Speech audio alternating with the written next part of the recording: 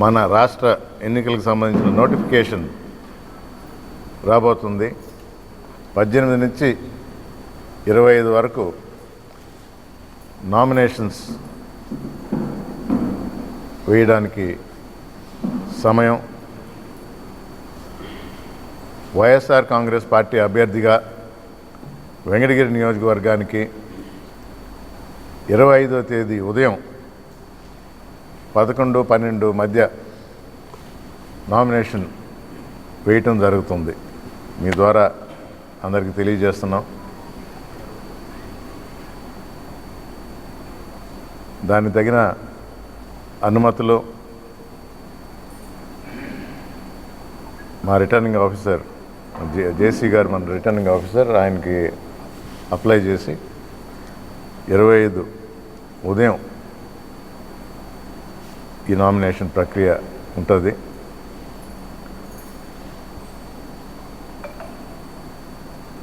కొందరు చెప్తున్నట్టు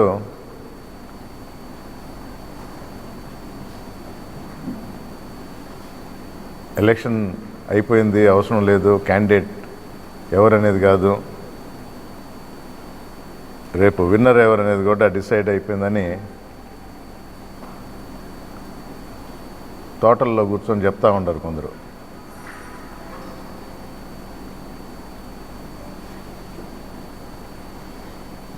నిజమే, గెలుపు ఎవరిదో ప్రజలు నిర్ణయించారు. జగనన్నే మళ్ళీ మా ముఖ్యమంత్రి అని నిర్ధారణకు వచ్చారు. పోయినసారి ఇచ్చిన 151 కన్నా ఇంకా అధికంగా ఇవ్వబోతున్నారు.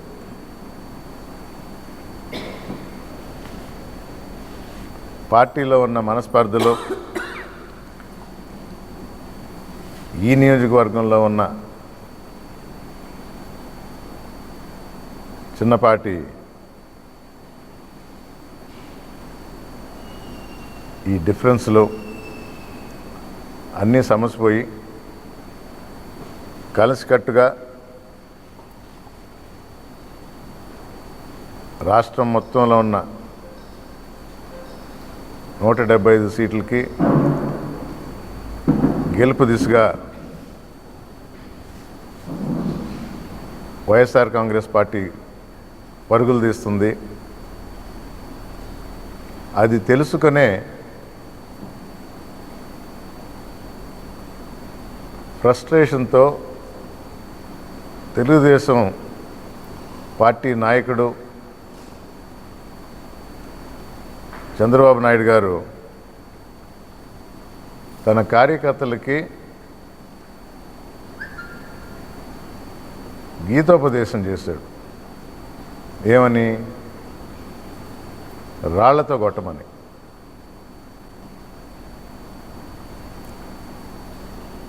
ఇది హేయమైన చర్య, నీచమైన చర్య.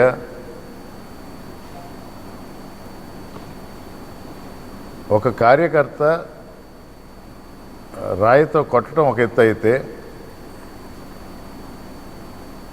అలాంటి చర్యని ప్రోత్సహించి తన మాటలతో ఎగదోసి ఇలాంటి చర్యలకు పూనుకోండి అని నిర్దేశించిన చంద్రబాబు నాయుడు గారిని ఏమనాలి? సినిమాల్లోనే చూపిస్తారు, ఒక హీరో ఏదైనా చేస్తే ఆయన అభిమానులు దాన్ని పాటిస్తారు. సో మంచే చూపించాలా అంటారు. ఒక పార్టీ నాయకుడిగా ఉన్నప్పుడు తన పార్టీ కార్యకర్తలకు కానీ ప్రజలకు కానీ ఒక మంచి సందేశం ఇవ్వాలి, మంచి పనులు చేయమని చెప్పాలి. జన్మభూమి కమిటీ పెట్టుకొని మన పార్టీ వరకే లబ్ధి పొందాము అన్న ఆలోచన కలిగిన వ్యక్తి చంద్రబాబు నాయుడు గారు.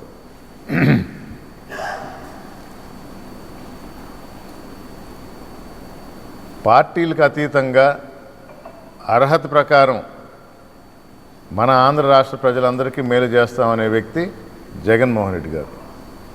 ఇంత పెద్ద వ్యత్యాసం ఉంది వీళ్ళిద్దరి మధ్య.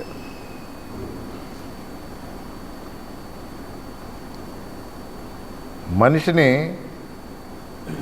ఫిజికల్గా పెట్టారా లేదా పోలీసులు నిర్ధారిస్తారు. కానీ నీ మాటలతో నువ్వు రెచ్చగొట్టి ఈ పనికి పూనుకోండి అని చేయించింది చంద్రబాబు నాయుడు గారు. అందుకని ఈ చర్యకి బాధ్యత వహించాల్సింది కూడా చంద్రబాబు నాయుడు గారే.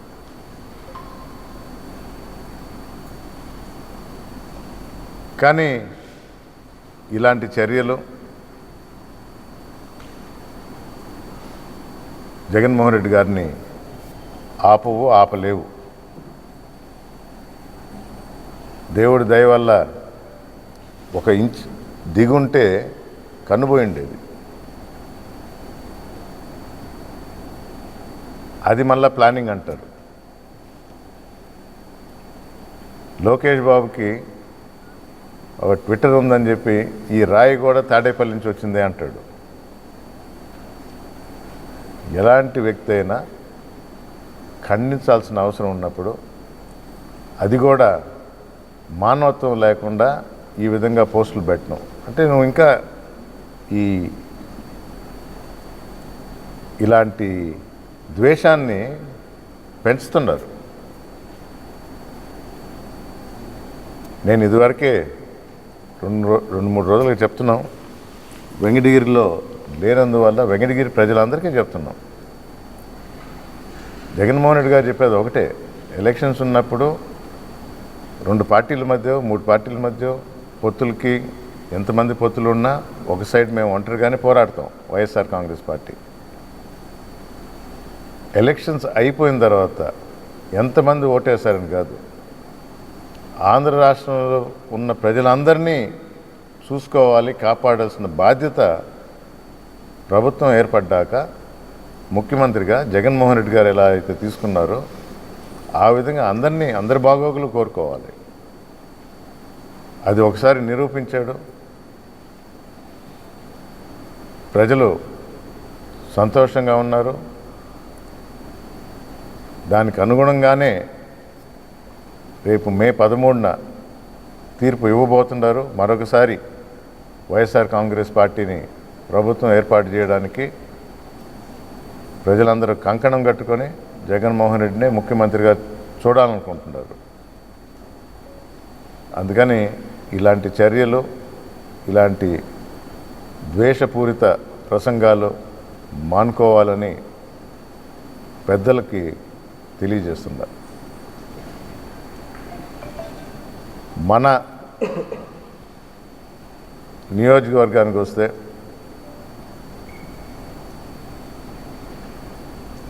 రెండు మూడు రోజులుగా రకరకాల కథనాలు వస్తున్నాయి.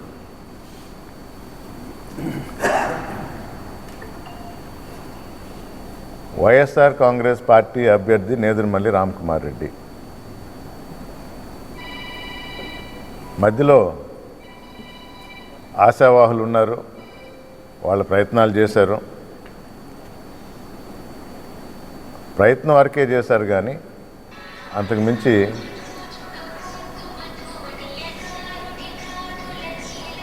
ఎవరు కూడా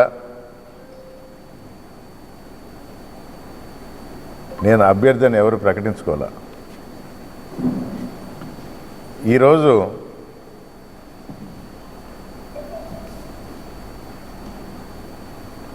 అతుకుల బతుకుల ఉమ్మడి అభ్యర్థి తెలుగుదేశం, జనసేన, బీజేపీ, ఈ అభ్యర్థి ఎవరు?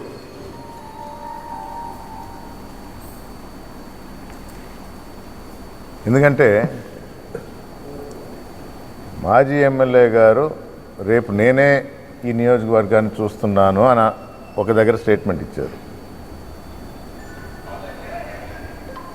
ఇంకొక మాజీ ఎమ్మెల్యే రాపూర్ తోటలో కూర్చొని మీ నాయన్ని పంపించేసేయండి, రేపు ఇక్కడ చూడబోయేది నేనేను వెంకటగిరి ప్రజలను పీడించి 4 సంవత్సరాలుగా అభివృద్ధికి ఆటంకం కలిగించి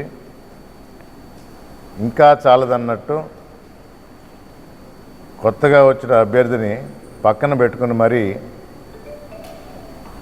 రేపు నేనే వచ్చి ఉంటున్నాను అంటున్నారు. ఇది చాలదన్నట్టు ఒకరు గూడూరు నుంచి రాజకీయం, ఇంకొకరు సూలూరుపేట నుంచి రాజకీయం. ఎవరు అభ్యర్థి? ఎవరు అభ్యర్థికి సొంత ఆలోచనలు ఉన్నాయా?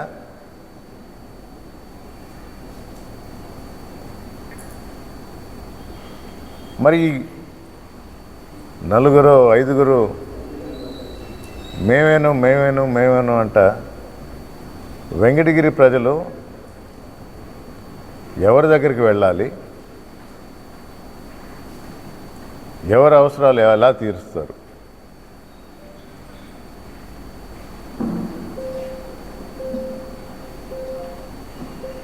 అది ఒక రకంగా అంతర్గత విషయమే.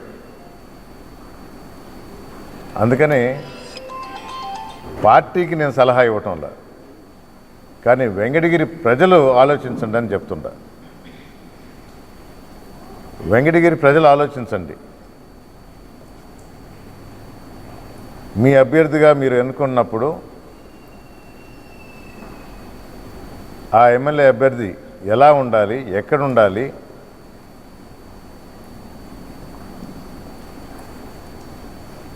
ఈ పార్టీకి ఒక అవగాహన వచ్చి ఉంటుంది. అయినా కూడా ఎవరి మీద ఎలాంటి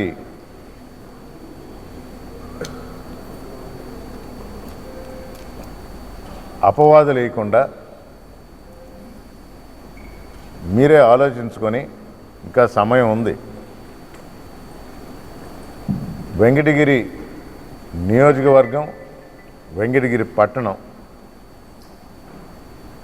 ఎవరి హయాంలో అభివృద్ధి చెందింది, ఏ విధంగా అభివృద్ధి చెందింది,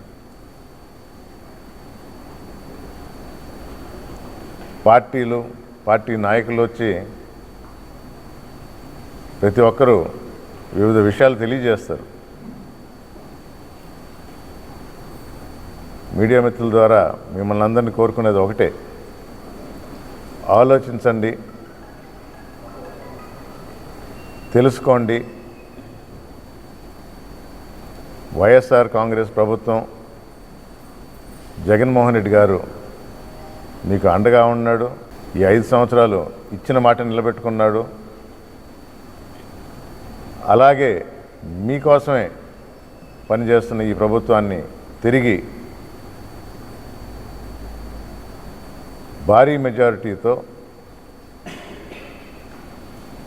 గెలిపించవలసిందిగా కోరుకుంటున్నాను.